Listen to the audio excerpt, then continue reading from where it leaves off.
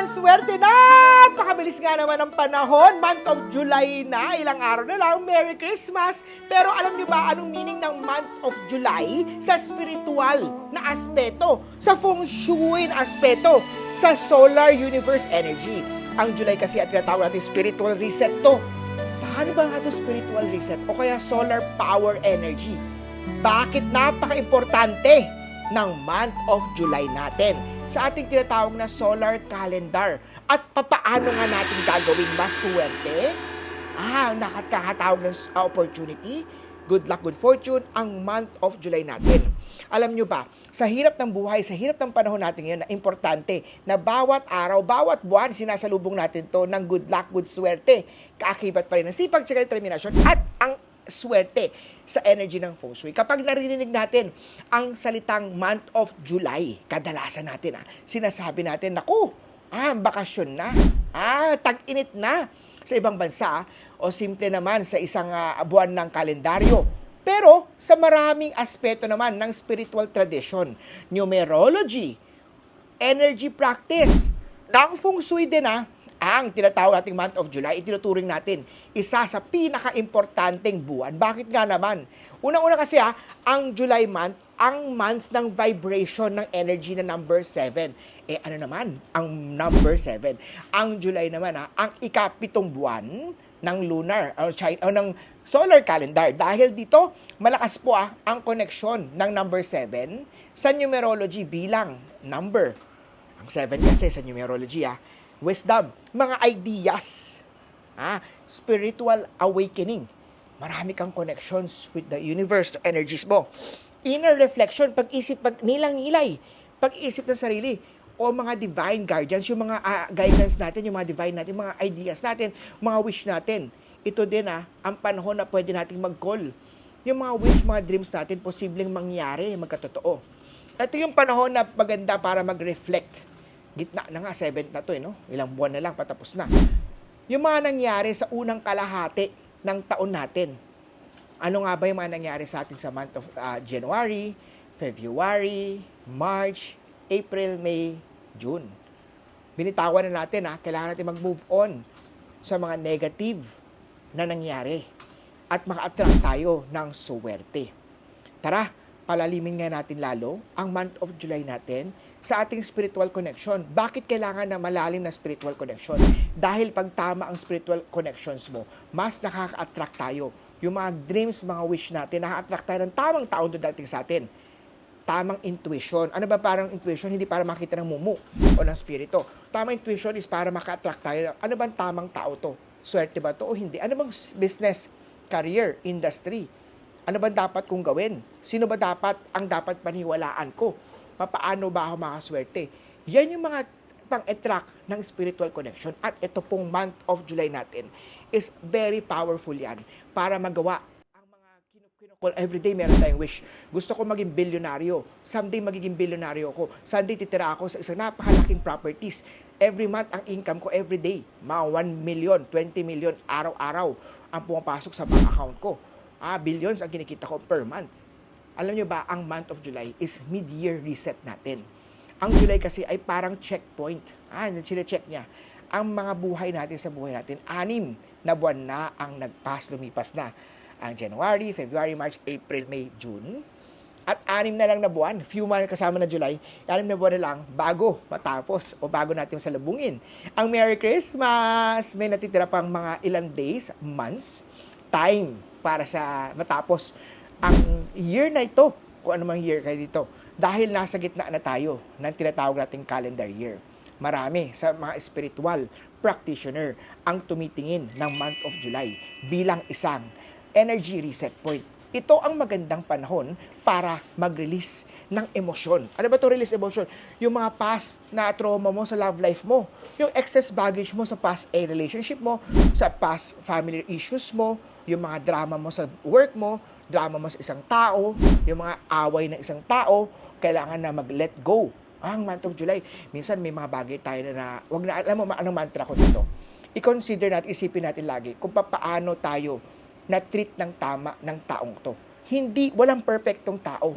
Ang tao kasi minsan may mga tao tayo na kahit gaano natin minahal siya, Minsan maiisip natin, sinalbahe pa pala tayo in the end, tinulungan na natin, nung time na nawawala siya, doon tayo, nung kailangan na kailangan, lagi tayo nakaguide sa kanya. At the end of the emotions natin, magkakita pa natin na sinaktan pa tayo. May mga opportunity na sana, kala ko pala, ma-hire na ako. Hindi pa ako tinanggap nito. Itong client na to, pinaghirapan ko, hindi pa ako kinuha nito. Itong sitwasyon na to, kala ko sa akin na para sa akin na itong deal project na to, hindi pala nangyari. Bakit? May mga issues o may mas malalalim na dahilan dito. Ang month of July is month para magpatawad sa sarili natin. May managawa tayo sa sarili natin na lubos natin kinalungkot ngayon, pinagsisisihan na natin, bitiwan na natin yung guilty natin, yung feeling natin na hala, dahil sa ginawa ko, kumusta kaya siya? Alam natin, may mga issues, may mga energy kung bakit nangyayari yan. So, kailangan natin bitawan yung mga guilt natin. Pero syempre, minsan, we feel sorry, we feel guilty. We feel sad sa mga nangyayari. Pero uulitin mo pa rin, ano ba naman yun? Hindi ganun na. Tanda natin, may mga mali tayo, may mga desisyon tayo na hindi tama angkop, na dapat hindi natin ginawa. Nagpatawad tayo sa sarili natin, ay yung mga ibang tao na kailangan natin i-let go. This month of July, magandang month to, magandang time to para bitawan ang guilt, yung mga takot. Natakot tayo, nangyari natin. Dahil sa takot, marami tayong opportunities na na-miss out. Imbes sa action na nangyari, dahil puro negative, puro problema, puro issue ang kinaharapan natin, hindi pa nagsimula. Imbes na magsimula tayo na mas strong, walang nangyari. Dahil puro negative, naging problem maker tayo, hindi tayo naging problem solver. Yung mga guilt natin, yung mga fear natin, yung mga resentment. Sana pala, ginawa ko to. Sana pala, hindi ko to ginawa. Dapat pala, ito ginawa ko. Dapat pala, hindi ko ginawa to. Itong month of July, magandang mag-set na tayo ng bagong positive na intention. Alam mo ba, para pumasok ang swerte, o para pumasok ang good luck o good swerte, kailangan tayo po, yung mindset natin ay positive din lagi. Kung lagi mo iniisip, hindi, tatatakot ako, baka hindi ako fit dito, baka hindi ako required. Mayroon kang negative energy na tinatawag dito. Yung gusto mo mangyari talaga, hindi nakukuha yun. Hindi nakakatulong yun. Dapat meron tayong bagong intention. Yung para sa mga day natin. Each day is a blessing. Each month, each week is a blessing. Kapag magaan kasi, ang heart mo, ang puso mo, yung mind mo, positive talaga. Mas madali rin na-achieve o natatawag natin. Yung energy na dumadaloy na ako po ay magiging bilyonaryo, ako po ay magiging healthy, ako po ay magiging happy, ako po ay magiging satisfied, ako po ay magiging number 1 best feng shui expert na magiging bilyonaryo. Dumadaloy ang positive energy sa ating buhay. Kaya importante yun. This month of July din yung energy ng fire portal natin. Ano ba itong fire portal? Ito yung fire portal na ito. Ito yung kapangyarihan ng araw, the sun. Sa Northern Hemisphere, ang month of July ay kasunod ng panahon kung kailan pinakamalakas ang energy ng fire. Yan yung pinatawag nating fire portal. The energy of the sun. Alam nyo ba ang energy ng sun, ng araw? Everyday, lahat ng mga problema. Kahit ano pang problema, dilubyo, issue, kinabukasan, may bagong simula. May bagong araw na bagong tutulong sa atin. So, ang sun natin, yung sun portal na tinatawag natin, this month of July, napaka-strong, napakalakas ng sun energy, ng fire element. Ano bang ginagawa ng sun energy, fire element? Fire element, nagbibigay ng drive, nagbibigay ng energy of positivity sa atin, nagbibigay ng good luck sa atin, nag-energize sa atin, nagbibigay sa mga gusto natin mangyari, gusto natin makuha. Ayan po ang tinatawag nating sun portal, yung pinakamalakas na sikat ng araw. Dahil dito maraming mga spiritual belief ang nauugnay na makatawag mo daw, makukuha mo daw yung swerte ng solar energy, yung sun energy, o yung mga solar magic. Sa iba't ibang tradisyon kasi ang sun araw ay nagsimbolo din ng confident, kayang-kaya ko to, success, victory, vitality, yung drive mo, feeling mo, batang-bata pa, lahat ng kailangan nakukuha mo. Yung prosperity, yung abundance energy, abundance mind, prosperity mindset. Yung pera, easily tumatawag, pumunta sa akin yan. Money loves me, money just flow into me. Yung personal power mo, yung clarity, parang sinasabi mo, sa energy ng month of July mo, energy ng araw-araw mo, ito ang panahon para lumiwanag. Ako po ay, yung sikat ng araw na to, ay nagdadala sa akin ng blessing, nagdadala ng abundance, prosperity, ng good health, ng bagong pagkakataon, ng bagong opportunity. Panahon ang month of July para ipakita natin ang tunay na potential energy mo. paano natin susulitin ang energy ng month of July, narito po ang ilang simpleng mga tips, mga practical na maaari natin gawin. Una-una, magsulat tayo ng journal ng mga goals natin, mga dreams natin, gusto natin makuha sa mga natitirang 6 na buwan natin. Sulat natin yun. Yung goal natin, basahin natin bago tayo umalis. Magpasalamat, maging grateful tayo. I-count natin month of January, February, March, April, May, June. Ano ba ang matatanggap natin? Each day, each week. Isulat din natin yun. Be grateful. May sweldo ako, may trabaho ako, nakaupo ako ngayon, may buhay ako, mas masayang pamilya ako dito. Be grateful. Maglinis tayo ng bahay para pumasok. O nagsimbolo yan ng pag-alis natin ng mga negative, mga stagnant energy. Gumawa tayo ng mga bagong affirmation. Ano ba mga gusto natin gawin? Tungkol sa ating personal na buhay, sa love life natin, sa kalusugan natin, about sa abundance, about sa prosperity, about sa family natin, about sa trabaho natin, about sa career natin, about sa bahay natin, about sa tindahan natin, about sa family natin, yung mga success na gusto natin makuha.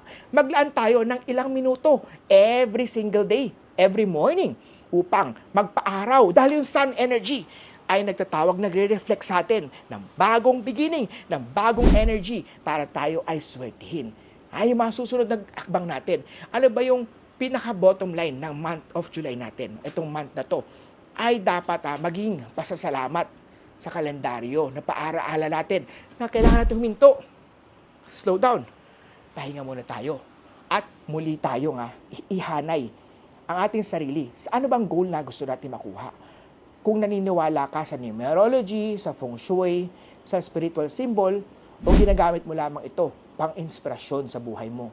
Sa personal growth mo, ang month na to ay nagsisilbing na maganda ang pagkakataon upang magsimula ng may bagong energy, lakas, bagong malinaw na isip, bagong positive na pananaw.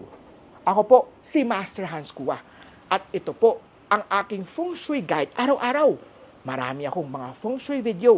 Please do subscribe sa aking YouTube channel, Master Hans Kua. Sa TikTok ko po, Master Hans Kua.